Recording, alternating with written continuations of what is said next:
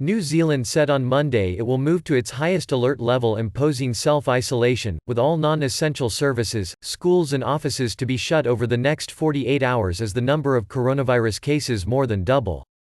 Prime Minister Jacinda Ardern said the decisions will place the most significant restriction on New Zealanders' movements in modern history, but it was needed to save lives and slow the virus.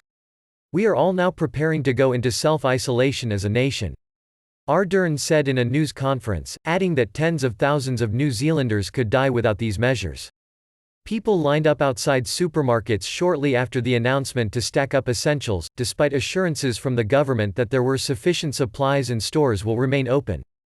Crowds were also expected at domestic airports as New Zealanders return home before complete lockdown takes effect for the next 4 weeks. Police Chief Mike Bush said more officers will be seen across the country to make sure instructions are followed and order is maintained. "We don't want to get to a place where we need to enforce these instructions, but we will if required," Bush told reporters.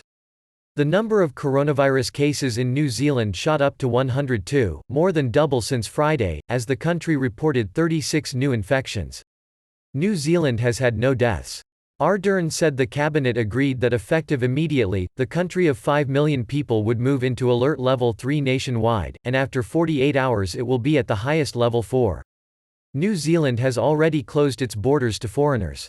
Ardern said all bars, restaurants, cafes, gyms, cinemas, pools, museums, libraries, playgrounds and any other place where the public congregate must close their face-to-face function. She said supermarkets, doctors, pharmacies, service stations, access to essential banking services will all be available throughout New Zealand at every alert level.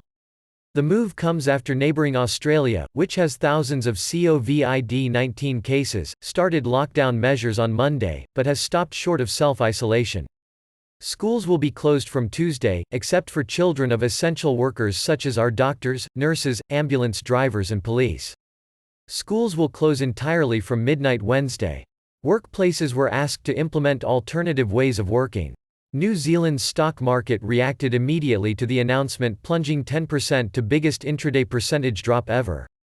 The Reserve Bank of New Zealand (RBNZ) announced quantitative easing earlier on Monday as it decided to buy up 30 billion New Zealand dollars ($17 billion) worth of government bonds to offset the impact of the coronavirus.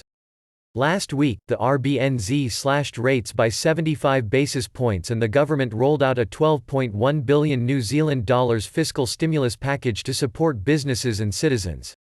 Finance Minister Grant Robertson said further support will come soon, including removing the cap on the wage subsidy scheme, which will inject a further 4 billion New Zealand dollars into the economy over the next 11 weeks. He announced temporary support for mortgage holders, a business finance guarantee scheme and a freeze on all rent increases. "We cannot guarantee to stop all job losses, but we are doing our best to cushion the blow," Robertson said. New Zealand's opposition National Party said it had put on hold its campaign for a general election on September 19. Ardern said there was no impact on the election for now.